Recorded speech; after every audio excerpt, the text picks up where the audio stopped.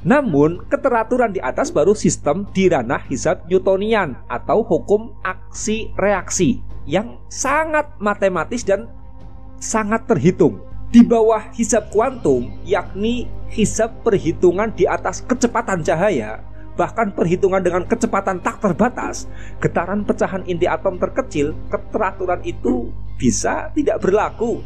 Sebab ini ada kisah pelacur yang ahli berzina yang seharusnya dalam hisab Newtonian menerima reaksi masuk neraka, namun gara-gara ia dengan ikhlas menolong anjing kehausan, yakni ia masuk di kesadaran kuantum, lalu si pelacur menjadi ahli surga. Hisab aksi reaksi Newtonian tidak berlaku di sini karena memasuki sebuah kawasan yang namanya hisab kuantum. Hisab Newtonian bersistem bayar lunas dan hisab kuantum bersistem rahmat.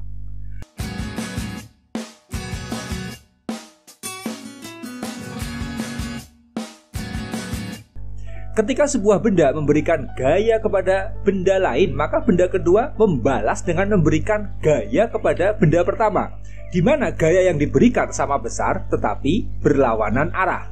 Jadi gaya yang bekerja pada sebuah benda merupakan hasil interaksi dengan benda lain. Coba Anda tendanglah batu atau tembok dengan keras, maka kaki Anda akan terasa sakit. Makin keras tendangannya, kaki akan patah. Makin keras lagi, maka kaki akan remuk. Ini disebabkan ketika Anda menendang tembok atau batu membalas memberikan gaya kepada kaki Anda, di mana besar gaya tersebut sama, hanya berlawanan arahnya saja. Gaya yang Anda berikan arahnya menuju batu atau tembok, sedangkan gaya yang diberikan oleh batu atau tembok arahnya menuju kaki Anda. Silahkan ya, Anda mencobanya. Jika Anda menaiki perahu dan melempar sesuatu ketika perahu sedang diam, amati bahwa perahu akan bergerak ke belakang jika Anda melempar ke depan, dan sebaliknya. Gaya tendangan kaki dan lemparan benda disebut aksi, sedangkan gaya balasan dari tembok atau gerakan perahu ke belakang itu yang disebut sebagai reaksi. Alam semesta dengan segenap energinya selalu bekerja mencari keseimbangan, sehingga setiap aksi selalu disambut dengan reaksi. Karena ini, alam semesta tidak punya sistem hutangan. Semua aksi hutang harus dibayar dengan reaksi lunas. Kalaupun ada hutangan, itu hanya sistem alternatif dan bukan sistem hakiki. Namun, sekalipun diberi alternatif hutangan, alam semesta tetap bereaksi untuk membayar lunas, walau harus menunggu ke penghujung masa depan yang tak terbatas. Aksi hutang tetap disambut reaksi untuk bayar lunas, tetap ditagih, dan alam semesta tidak punya sistem kredit macet. Karena ini, ketika seseorang wafat, hal pertama yang harus direalisasikan oleh keluarga mayit adalah membayar hutang-hutang mayit, karena hutang adalah masalah pertama yang menjadi problem mayit di alam kubur. Energi alam semesta selalu berhubungan dengan energi yang ada di setiap diri manusia. Karena ini, setiap aksi Anda akan direspon serupa oleh gaya reaksi semesta dengan gaya yang berbalik arah. Ketika Anda bereaksi hutang pada alam semesta akan bereaksi untuk membayar lunas. Dibayar kredit boleh, kreditnya sementara macet juga tidak apa-apa, tapi tetap harus membayarnya dengan lunas. Wa nadha'ul mawazinal qista li yaumil qiyamah falatudlamu nafsun syai'a wa in kana mithqala habbatin min khardalin ataina biha wa kafa bina hasibin. Kami akan memasang timbangan yang tepat pada hari kiamat, maka tidak seorang pun dirugikan walaupun sedikit, sekalipun hanya seberat biji sawi. Pasti kami mendatangkannya pahala dan cukuplah kami yang menghisabnya. Al-Quran Surat Al-Anbiya ayat 47.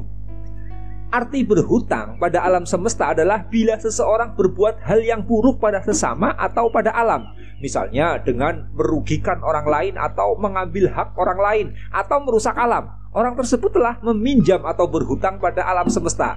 Pada suatu saat alam semesta akan mengambil kembali hutang energi tersebut dalam bentuk kejadian buruk yang dialami oleh orang yang berhutang energi. Korupsi, rishwah, mencuri, menghina orang, melaknat, mengfitnah, menganiaya, dan lain sebagainya. Semuanya jika Anda melakukannya adalah bentuk hutang Anda kepada energi alam semesta. Alam semesta akan bereaksi menagihnya dengan gaya yang berlawanan arah. Yang sering dianggap keberuntungan besar adalah ketika Anda menerima pemberian. Sebenarnya yang terjadi ketika Anda menerima, itu Anda sedang dihutangi budi, Anda sedang menerima aksi. Karena ini, kalau Anda sedang menerima pemberian, bahasa tubuh Anda akan berkata, aduh, jadi merepotkan ini. Itu karena hati Anda merasakan ada tanggung jawab lain setelah Anda menerima pemberian tersebut. Maka itu, jika Anda suka menerima, Anda menjadi orang yang banyak hutang budi. Walaupun reaksi hutang menerima budi berbeda dengan reaksi hutang kejahatan. Namun efek banyak hutang, misal punya cicilan bank, maka pelaku mudah mengalami kegelisahan hati, meningkatkan hormon stres dan merasa tidak tenang. Demikian pula orang yang suka menerima, ia juga mudah mengalami kegelisahan hati, peningkatan hormon stres dan selalu tidak tenang karena ia banyak menanggung hutang budi. Jadi jangan Anda anggap pengemis itu tenang hatinya. Sama sekali tidak. Bahkan pada tingkat hilangnya pemberdayaan diri karena terlalu banyak menerima pemberian, bisa berefek meningkatnya keruwetan hidup sebab pikiran sudah ruwet duluan. Berbeda ketika Anda bereaksi memberi. Alam semesta bereaksi sebaliknya, karena memberi itu aksinya bukan dihutangi budi, tapi menghutangi budi. Reaksi alam semesta tentu merasa punya kewajiban balas jasa kepada Anda. Karena ini tangan di atas lebih baik daripada tangan di bawah. Haddatsana Qutaibah bin Sa'idin an Malik bin Anasin fima quri'a alaihi an Nafi'in an Abdullah bin Umar anna Rasulullah sallallahu alaihi wasallam qala wa huwa 'alal mimbar wa huwa yadhkuru shadaqah wa ta'affuf 'anil mas'alah al yadul ulya khairum minal yadis sufla wal yadul ulya al mufiqatu was sufla as-sa'ilah. Qutaibah bin Sa'id telah menceritakan kepada kami dari Malik bin Anas sebagaimana yang telah dibacakan kepadanya dari Nafi dari Abdullah bin Umar bahwa Rasulullah SAW bersabda di atas sebuah mimbar. Beliau menyebut tentang sedekah dan menahan diri dari meminta-minta. Sabda beliau, tangan di atas lebih baik daripada tangan di bawah. Tangan di atas adalah tangan pemberi, sementara tangan yang di bawah adalah tangan para peminta-minta. Hadis riwayat Muslim. Sekarang menguntungkan mana antara menerima dan memberi?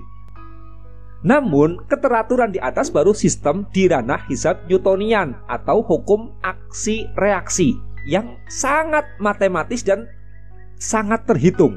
Di bawah hisab kuantum, yakni hisab perhitungan di atas kecepatan cahaya, bahkan perhitungan dengan kecepatan tak terbatas, getaran pecahan inti atom terkecil, keteraturan itu bisa tidak berlaku. Sebab ini ada kisah pelacur yang ahli berzina yang seharusnya dalam hisab Newtonian menerima reaksi masuk neraka, namun gara-gara ia dengan ikhlas menolong anjing kehausan, yakni ia masuk di kesadaran kuantum, lalu si pelacur menjadi ahli surga. Hisab aksi reaksi Newtonian tidak berlaku di sini karena memasuki sebuah kawasan yang namanya hisab kuantum. Dan ada juga kisah Barseso yang ahli beribadah. Secara hisab Newtonian ia ahli surga, namun kemudian Barseso menjadi ahli neraka, mati dengan tunduk kepada setan. Hisab aksi reaksi Newtonian tidak berlaku karena memasuki wilayah yang namanya hisab kuantum.